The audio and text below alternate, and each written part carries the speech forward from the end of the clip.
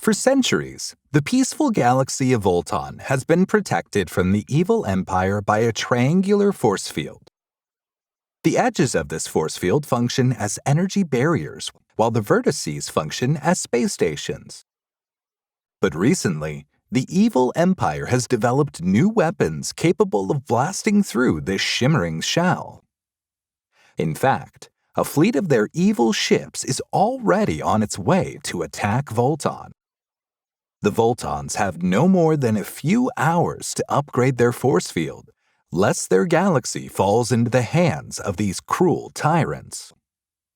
Two decorated pilots, Jenny and Justin, are tasked with measuring each edge of the triangular force field so that the much-needed upgrades can be initiated.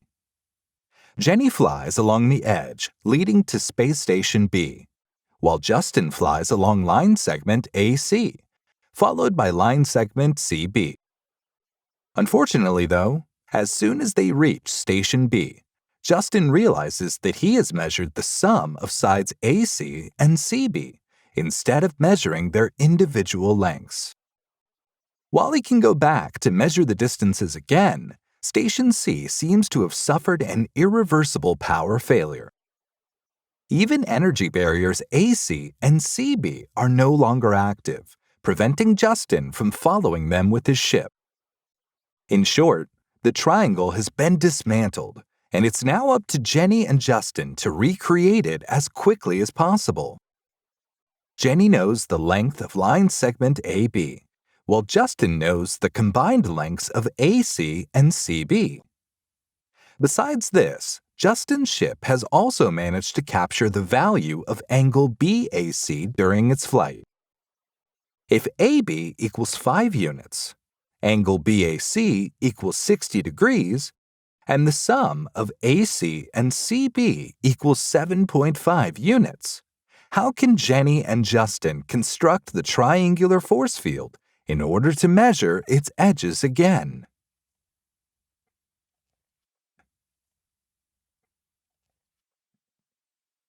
Let's start by exploring all the given details. We know that the length of the base denoted by AB is equal to 5 units. We also know that the value of angle BAC is equal to 60 degrees.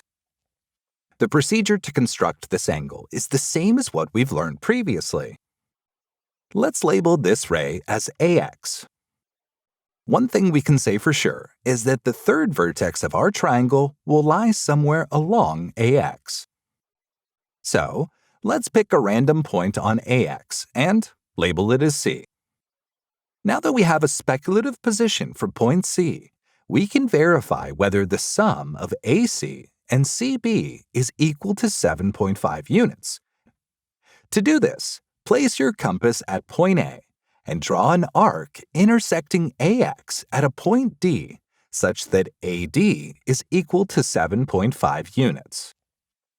Point C will be correctly placed only if AC plus CB is equal to 7.5 units.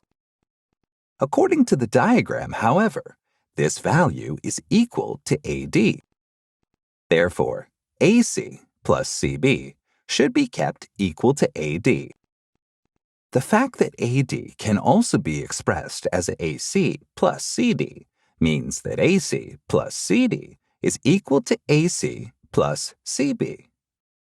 In fact, we can simplify this further by canceling out AC from both sides of the equation, which leaves us with line segment CD being equal to line segment CB. In other words, triangle DBC should be an isosceles triangle.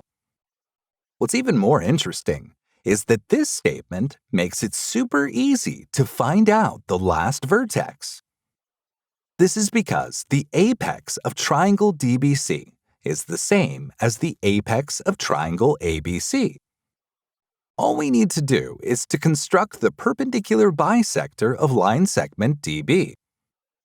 The perpendicular bisector of DB will be a collection of all those points which are equidistant from D as well as B. The point we're interested in, will be the one at which this perpendicular bisector intersects line segment AD. Like always, place your compass at point D and open its width to more than half the length of line segment DB. Keeping D as the center, draw a circle whose radius is equal to the distance between the arms of the compass. We now have a set of points which are equidistant from point D. Without changing the width of the compass, place it at point B. Keeping B as the center, draw a circle whose radius is equal to the distance between the arms of the compass. This new circle reflects a set of points which are equidistant from point B. The perpendicular bisector of DB is nothing but the line joining the two intersection points of these circles. If you extend this line, it would eventually intersect line segment AX, giving us the accurate position of the third vertex of our triangle. The proof for this result is rather simple. Through our construction, we know that line segment CB is equal to CD, and that line segment AC plus CD is equal to 7.5 units. This implies that if we substitute CD as CB, we get line segment AC plus CB being equal to 7.5 units, which is what Justin measured initially.